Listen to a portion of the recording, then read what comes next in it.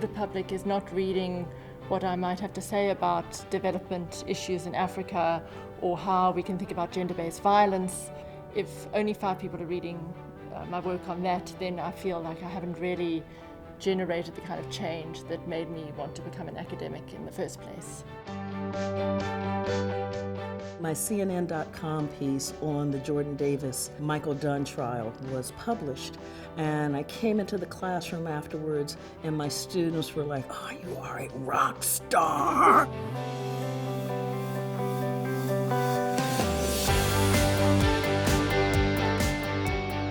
One of the most important themes throughout this fellowship is contagion, where really important ideas have the ability to spread incredibly fast and can impact people who never would have had access to them before.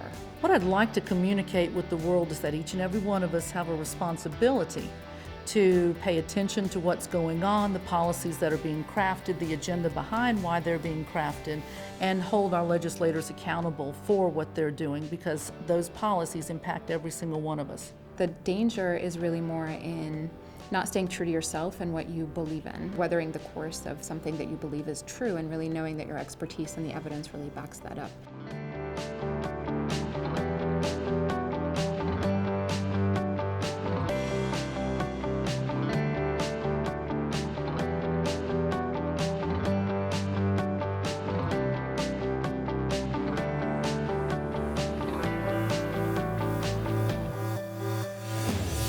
I work on an area besides diabetes and heart disease called knowledge translation, which is how do we get ideas into public health practice and policy so that they don't remain on a bookshelf or on a thesis or in some weird convoluted scientific journal that not everybody can read and appreciate.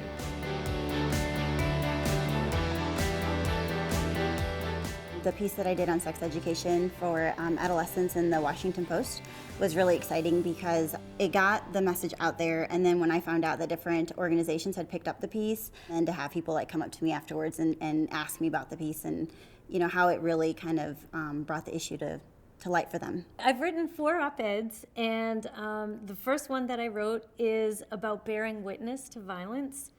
What I think is really necessary is advocating for each other, and in order to do this, we need to bear witness to each other's stories in a way that makes the person feel as though they are being heard, that their story is valid, and that people accept them for who they are despite these difficult things that have happened to them.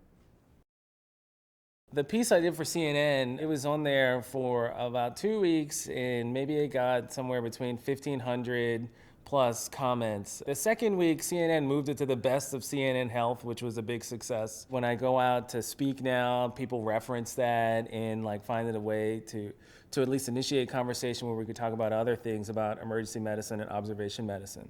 I've been given a lot of things in life, and I feel like I have a social obligation to share that with others. But there's also a responsibility in doing that to, again, remain true to a message and to try to communicate effectively in a way that I believe makes a difference.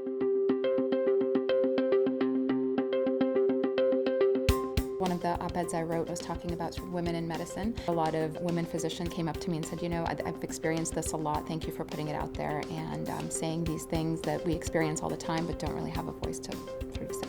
In addition to the 6 op-eds that I published, I've had a number of opportunities to speak with media. President Carter was interested in a particular strand of op-ed writing that I'd done about patent law and patent reform and innovation. At the lunch with President Carter, he actually then mentioned some of the work I'd done with LGBT activism, particularly an op-ed I wrote about why being gay and Christian is not an oxymoron. So to know that my speech, my voice had reached a former president was inspiring and definitely helped fuel the flame to continue in being a public scholar.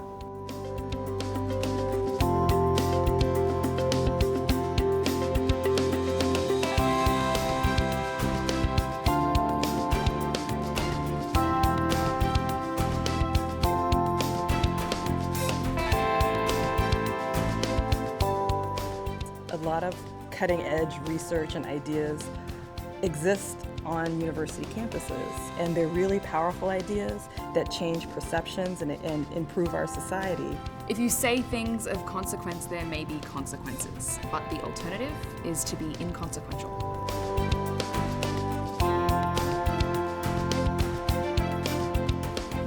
I actually see the OpEd project as a campaign really to transform both the public sphere in getting minority and women's voices into the public sphere, but also in a gentle way, maybe it will help transform academia.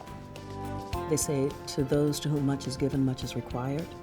And that requirement includes our work coming out of the boundaries of the academy and really beginning to shape and reshape the quality of life for so many people.